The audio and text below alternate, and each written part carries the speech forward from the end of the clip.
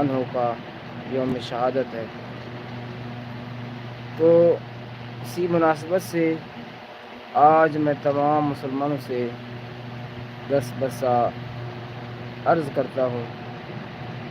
کہ جتنا ہو سکے آپ حضرت سیدنا عمر بن خطاب رضی اللہ تعالی عنہ کے ایصال ثواب کے لیے کچھ نہ کچھ ایصال کر لیجئے، جو کچھ بھی ہو آپ اس پر فاتحہ پڑھ کر تمام امت مسلمان کی ارواح میں پیش کریں، بالخصوص حضرت سیدنا عمر بن خطاب رضی اللہ تعالی عنہ کی خدمت اقدس میں پیش کریں، اور اللہ تبارک و تعالیٰ کی پاک بارگاہ میں دعا کریں کہ اللہ پاک ہمیں بھی حضرت سیدنا عمر بن خطاب رضی اللہ تعالی عنہ کی غلامی میں استقامت دے، اور حضرت عمر رضی اللہ تعالی عنہ کے نقش قدم پر چلنے کی توفیق عطا فرمائے۔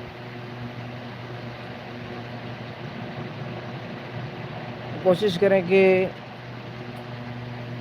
اسلام کی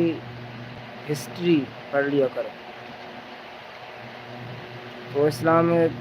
مہینوں کے میں جو واقعات ہوئے وہ پڑھ لیا کریں، تو وہ اپنے بچوں کو بھی سکھا دیں تاکہ ان کے اندر میں بھی یہ محبت صحابہ و اہل بیت اجاگر ہو جائے۔ تو آج سوشل میڈیا کا دور ہے، تو یہ موبائل نے ہمیں کہیں کا نہیں چھوڑا۔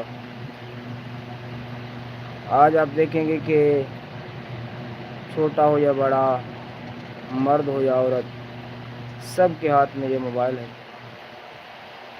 اور ہمارا مفتی بھی ابھی یہ موبائل ہے، ہمارا عالم بھی یہ موبائل ہے۔ اگر ہمیں کچھ بھی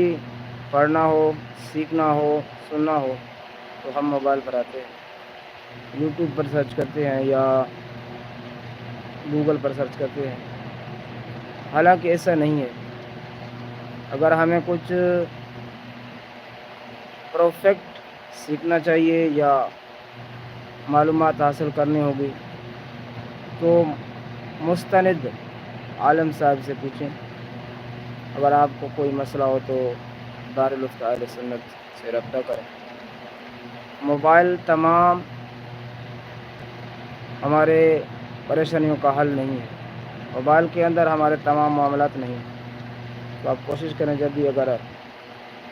آپ کے ساتھ کوئی بھی معاملہ پیش آئے سب سے پہلے کسی مستند سنی عالم سے دریافت کریں، اور اگر یہ نہ ہو تو اپنے مسجد کے امام سے تو ضرور پوچھ لیا کریں، تو وہ انشاءاللہ اگر اس کے علم میں ہوگا تو وہ آپ کو بتا دے گا، اگر اس کے علم میں نہیں ہوگا تو وہ آپ کو پوچھ کر صحیح مسئلہ بتا دے گا۔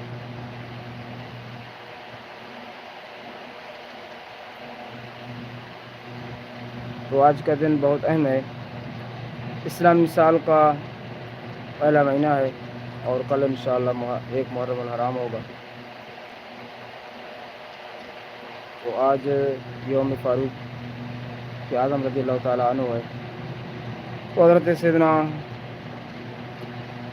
عمر فاروق رضی اللہ تعالیٰ عنہ کا ایصال ثواب کے لیے کچھ نہ کچھ اپنے گھر میں پکا لیجیے،